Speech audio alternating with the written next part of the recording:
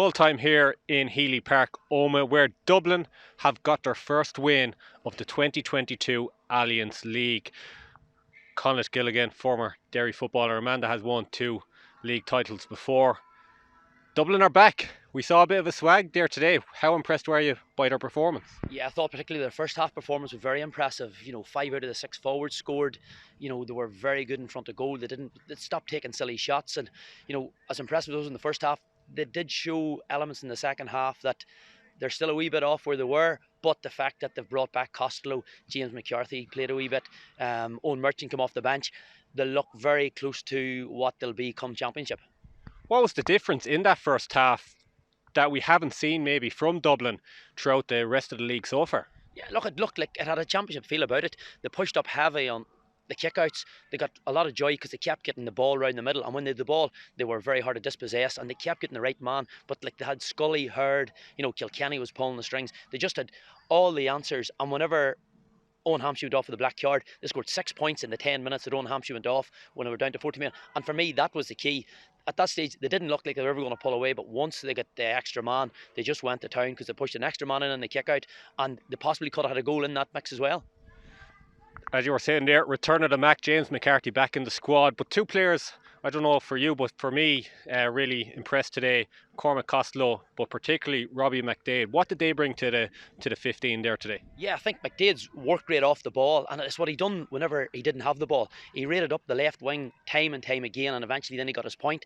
But as well as doing really well defensively, he just kept dragging the Tyrone players down the field with him, and that's not where a half forward wants to be. Like, he has been one of the foreign players in Dublin club football for 4 or 5 years, and probably didn't get the time under Jim Gavin that he maybe felt he deserved. But it looks like there's a wee bit more faith in him now, and he definitely repaid that today with a really strong performance.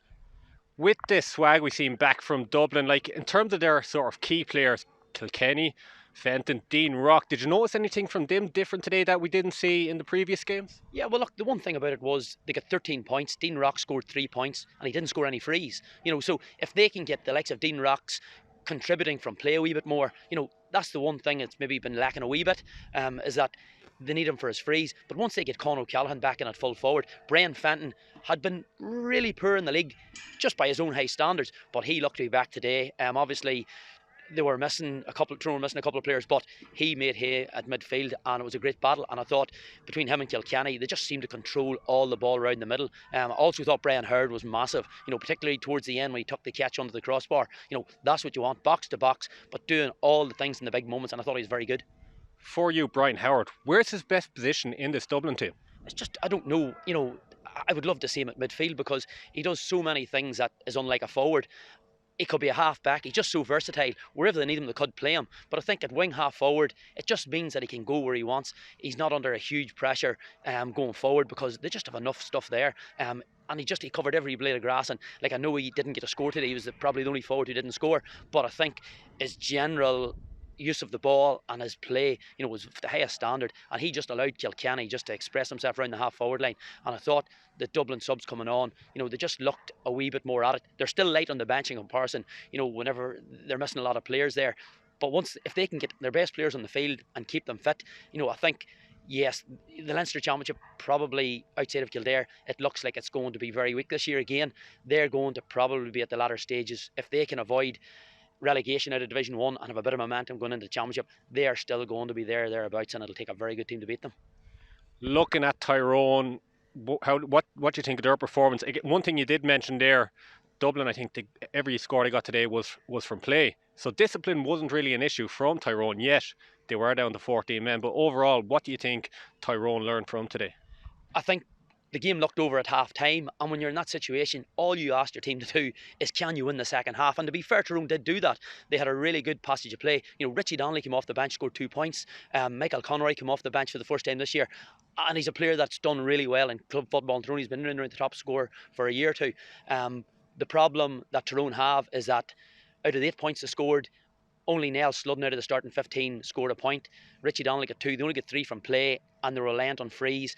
They had 2 good goal chances, took neither. So I think they had a good second half. They had a few good performances, but I think they're going to need a wee bit more. Like, having to play Kerry and Mayo, probably the 2 form teams in the country in the last 2 games, they're going to need at least a win out of one of them. And if they don't win, the next one is just going to leave it all to play for in the very last game. But look, the league's the best competition we have at the moment. Every game, you look down the divisions, and what you look at Louth and Antrim, and it's just so many teams coming through and showing a wee bit of form now, particularly the Ulster teams, that it's just going to make for a really good championship, particularly in Ulster. As you were saying there, players making an impact off the bench for Tyrone.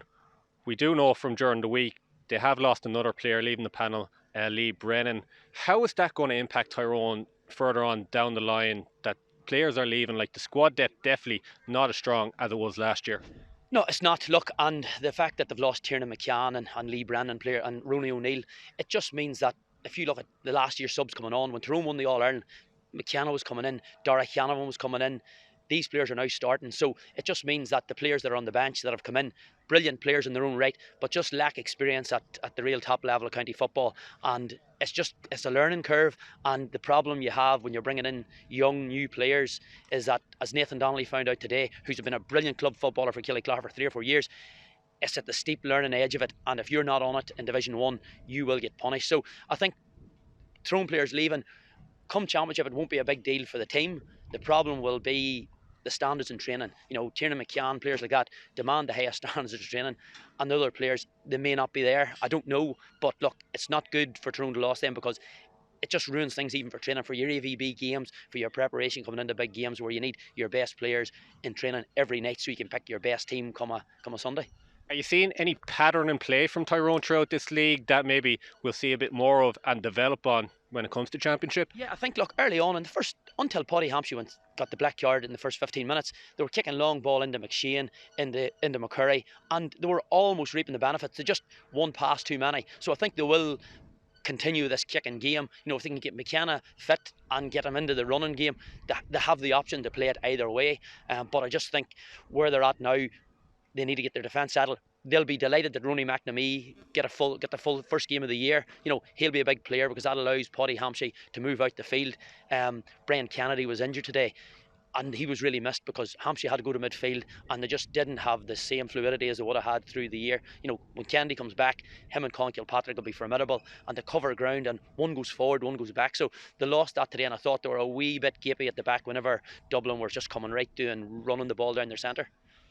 So next weekend, a huge weekend regards the relegation battle. Dublin's win today sort of draws Donegal back into it. Big game between Kildare and Monaghan next weekend. I think Tyrone are away to Mayo, and as you said, Dublin against Donegal.